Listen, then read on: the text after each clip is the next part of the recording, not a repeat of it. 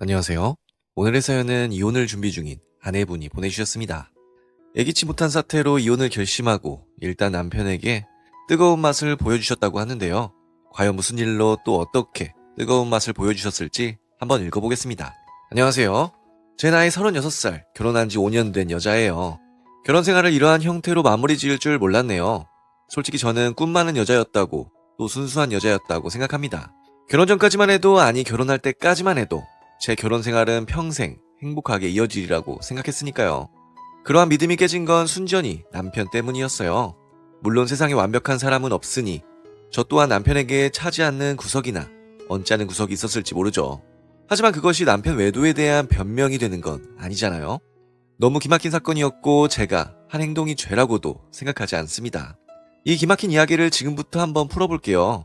작년 중반까지만 해도 저는 남편이 그런 불결한 짓을 하리라고는 전혀 생각지 못했습니다. 둘 다 일이 바쁘다고 하면서 서로 대면한 것도 그러려니 했어요. 실제로 우리 부부 모두 바쁠 수밖에 없는 상황이었으니까요. 하지만 우리 부부가 바쁜 이유는 좀 달랐습니다. 둘 다 직장 문제로 바빴는데 남편의 경우에는 남편 회사가 경기가 안 좋아져서 점점 망하면서 직원들이 많이 빠져나가고 남편이 대신하느라 바빴습니다. 말하자면 당장 남편이 바쁜 것으로도 모자라 미래도 없는 셈이었죠. 반면에 저의 경우에는 이 시국에 수혜를 보는 기업에서 근무하고 있었거든요. 그래서 이번 사태 이후 다른 분들 힘들 때 우리 회사는 유독 잘 나가고 있습니다. 결국 저는 일이 잘 되어서 바쁜 축이었습니다. 재작년 말 승진해서 나름대로 회사에서 중요한 위치에 오르고 얼마 안 있어 사태가 터지는 바람에 정말 힘들었어요. 일이 어렵거나 보답받지 못한 일은 아니었지만 그래도 일에 파묻혀 지냈습니다. 하지만 저는 지금의 고생이 곧 저와 남편의 행복이라 생각하면서 일이 힘들어도 꾹 참고 지냈어요. 남편에게도 절대 성질 안 내려고 하고 웃으면서 대하고요. 종종 이런 이야기도 나누었습니다. 우리 내년쯤에는 아이도 만들자. 내년에? 내년까지 문제가 다 해결되겠어? 당연하지. 설마 내년까지 해결 안 되겠어? 저출산 시대에 우리라도 아이 낳아서 나라 경제에 보탬이 되어야지. 저는 이런 농담 반 진담 반까지도 남편에게 서스름 없이 했고 남편도 이런 제 말을 잘 받아주었습니다. 그래서 몇 달 전 운명의 그 사건이 벌어질 때까지만 해도 정말 아무것도 몰랐어요. 남편은 회사 가서 집에 안 들어온 날이었습니다. 제가 무슨 바람이 불었는지 남편 차를 세차해줘야겠다고 생각했어요.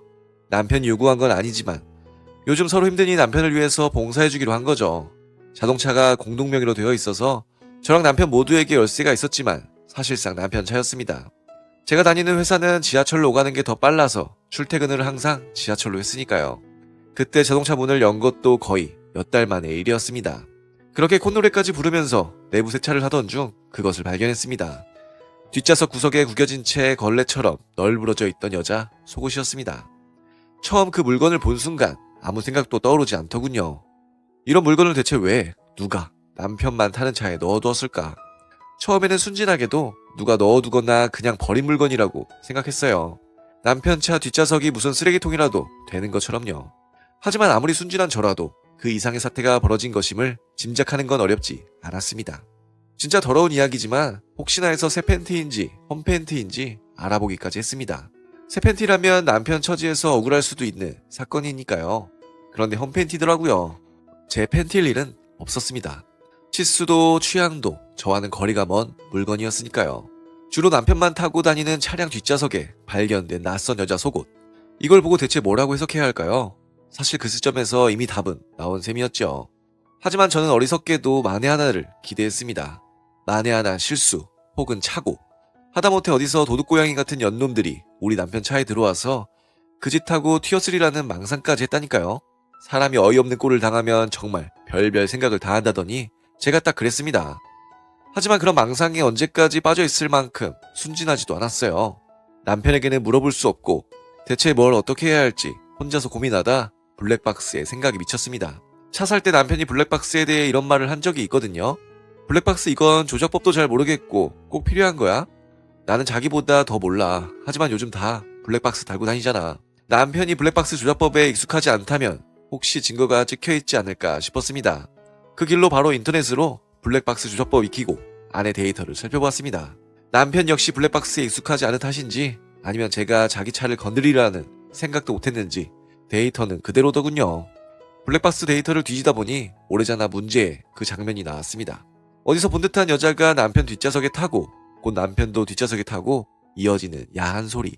다시 떠올려도 더러운 짓거리라 여기까지만 말하렵니다. 그 영상을 보고 하마터면 문제의 SD카드를 부술 뻔했다니까요.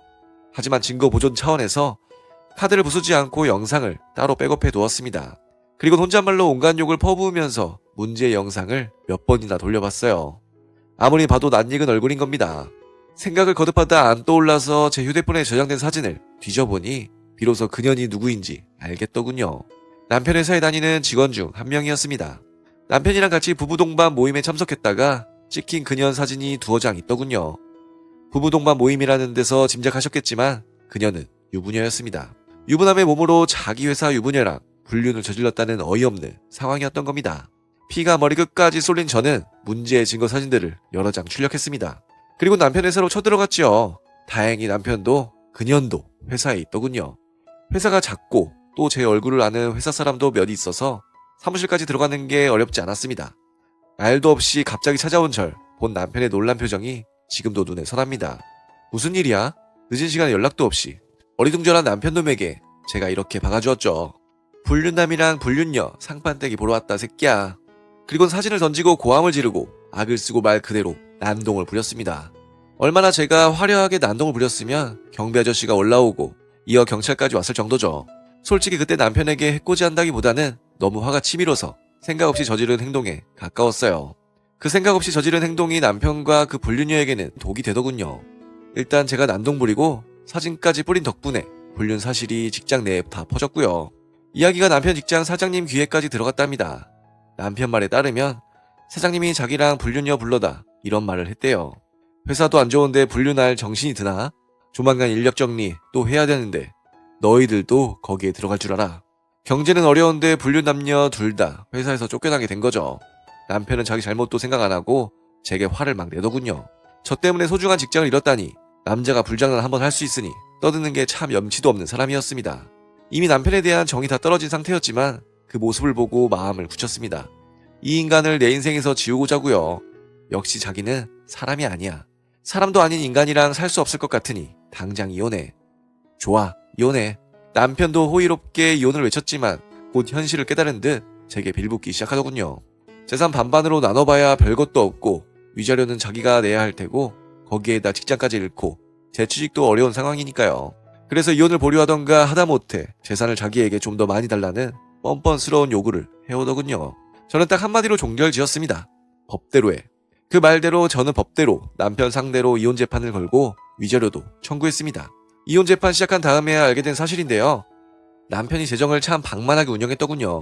자기 단독명의 재산을 여기저기 투자했다가 날리고 순재산은 정말 100만원도 안 되는 겁니다.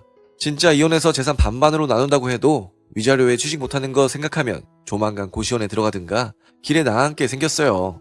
재판도 제게 유리할 수밖에 없죠. 남편 불륜 증거가 제 손에 있으니까요. 결국 남편은 이혼을 다시 한번 생각해보라며 제게 빌붙더군요. 계속 남편이 치근덕대면 법원에 접근 금지 명령 신청한다고 못을 박아둔 상태입니다. 그 인간 인성의 밑바닥을 본 이상 더는 망설일 건 없어요. 깨끗하게 이혼하고 새로운 삶을 꾸릴 겁니다. 네, 오늘의 사연은 여기까지입니다. 실내 세차에서 시작된 사건이 엄청나게 커졌다는 사연이셨습니다. 이왕 새 삶을 생각하고 계신다면 계획하신 대로 무사히 이혼 과정이 마무리되시면 좋겠네요. 그럼 저는 다음 사연으로 돌아올 테니 구독과 좋아요 알람 설정 부탁드려요.